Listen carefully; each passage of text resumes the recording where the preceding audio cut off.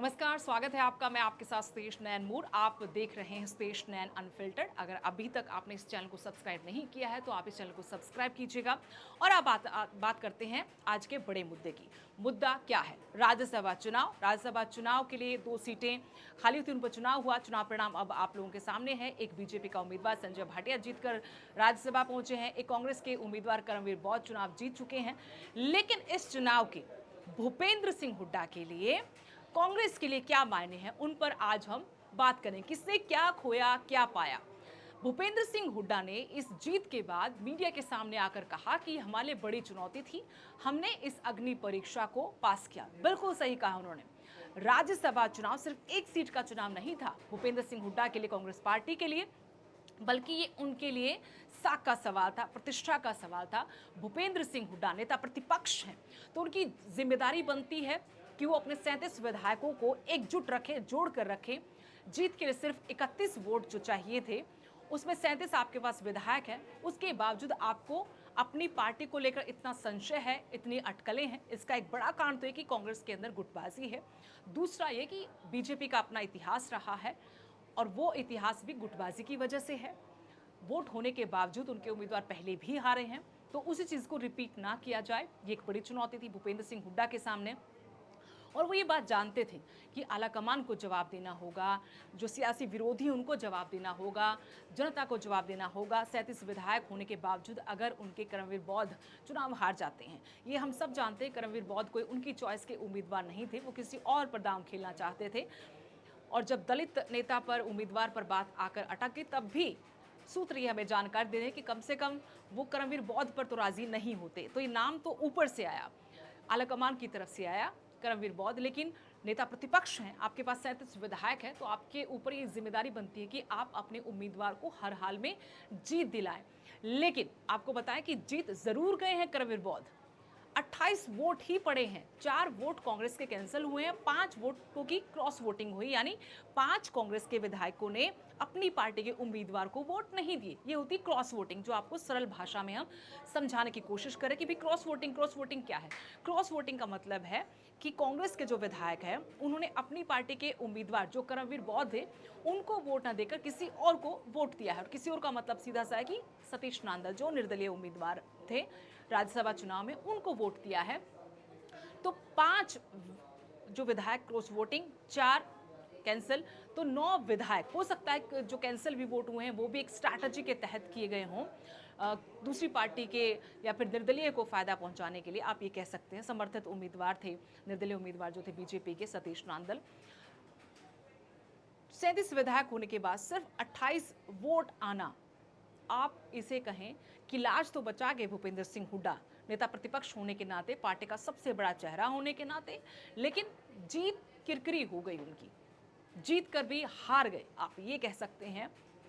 अब सवाल तो उनसे जरूर बनता है कि आप अपने विधायकों को एकजुट क्यों नहीं रख पाए।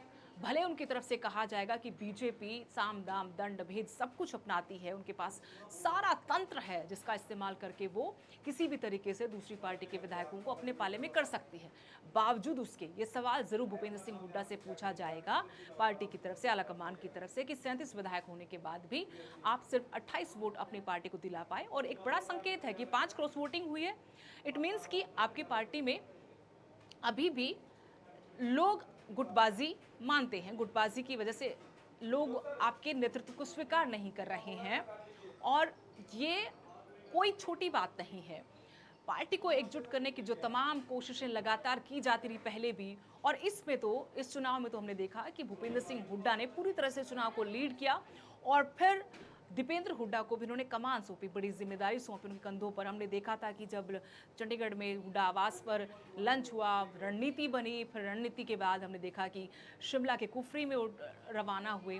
तो इस सब के बीच में आप लोगों ने भी मीडिया के माध्यम से देखा होगा कि दीपेंद्र हुड्डा ही रणनीतिकार थे, अगुवाई कर रहे थे। बाकायदा 4 सांसद, 5 सांसद हैं, आपको फिर याद दिला दें कांग्रेस के, लेकिन 4 सांसद जो थे हुड्डा खेमे के, जो आते हैं सतपाल ब्रह्मचारी हो, दीपेंद्र हुड्डा हैं अपने आप में, दूसरा जयप्रकाश हैं, वरुण मुलाना हैं, तो उनकी भी जिम्मेवारी दी गई थी।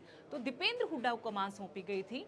अब राजनीतिक सवाल था, भविष्य का सवाल था, भूपेंद्र सिंह हुड्डा उनके बेटे की राजनीति का ये सवाल था। अगर चुनाव हार जाते, अब चुनाव तो भले ही एक वोट से भी कम अंतर से जीत गए हों, लेकिन हम आपको कहना चाहते हैं कि यहाँ दो चीज़ें और हुई हैं।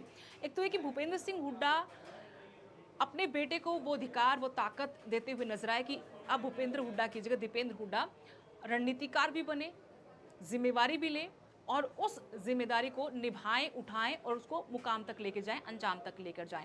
उसमें काफ़ी हद तक ये लोग कामयाब हुए, लेकिन ये सवाल भी है कि आप 37 के 37 विधायकों को साथ नहीं ला पाए।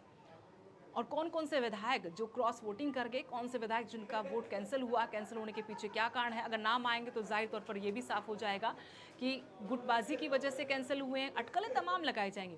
लेकिन भूपेंद्र सिंह हुड्डा के लिए हम कह सकते हैं कि अभी चुनौती खत्म नहीं हुई है, चुनौती आने वाले वक्त में भी जारी रहेगी।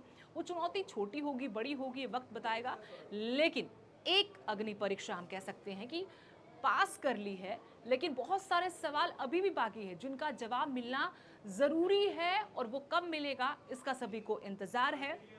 गुटबाजी की वजह से किरकिरी हुई है ये जीत, या कोई और वजह है, इस पर सभी की नजरें हैं। लेकिन भूपेंद्र सिंह हुड्डा के लिए ये प्रतिष्ठा का सवाल था, ये चुनाव जीतना। हम बार बार यही कह रहे हैं कि लाज बचाई है, लेकिन ये जीत वैसी जीत नहीं है जैसी जीत कांग्रेस की होनी चाहिए थी। और बीजेपी यहाँ पर भी बड़ी रणनीतिक पार्टी के रूप में उभरी है। जिसके लिए बीजेपी जानी जाती है, वो अपना मास्टर स्ट्रोक चलती है। उनके रणनीतिकार बहुत पहले ये भांप लेते हैं, आंकलन कर लेते हैं और गणित बिठा लेते हैं कि कैसे चुनाव जीते जाते हैं। यहाँ जरा सी चूक हुई, बीजेपी का एक वोट कैंसिल हुआ, जरा सी चूक हुई है भांपने में। और दूसरा ये भी हो सकता है कि इनेलो की भूमिका, हम अगली वीडियो में इस पर जिक्र करेंगे, इनेलो की भूमिका को लेकर भी ये पूरा का पूरा गेम बदला है। लेकिन भूपेंद्र सिंह हुड्डा के लिए अपने आप में बहुत बड़ा ये चुनाव था। 2024 के विधानसभा चुनाव में हार के बाद, उसके बाद ये हम कह सकते हैं कि अग्नि परीक्षा थी। तमाम आरोप सियासी विरोधियों ने लगाए उनके ऊपर और उनको बीजेपी की बी टीम बताने की कोशिश की गई। ये चुनाव उनके लिए प्रतिष्ठा का सवाल बन गया था, नाक का सवाल बन गया था। जीत गए, लेकिन जीत कर भी हार गए। वो मज़ा, वो इस जीत में भूपेंद्र सिंह हुड्डा को भी नहीं आया होगा। उनके जो हाव भाव थे उसे साफ तौर पर नजर आया। लेकिन आप इस जीत को कैसे देखते हैं? क्या कांग्रेस की जीत वाकई में जीत है, या फिर भूपेंद्र सिंह हुड्डा यहाँ पर भी चूक गए? या आप ये कहेंगे कि बीजेपी जैसी जब सामने टीम हो, बीजेपी जैसी पार्टी हो, उसके बाद जीत जाना ही बहुत बड़ी बात है, लाज बची तो सब कुछ ठीक है। नमस्कार।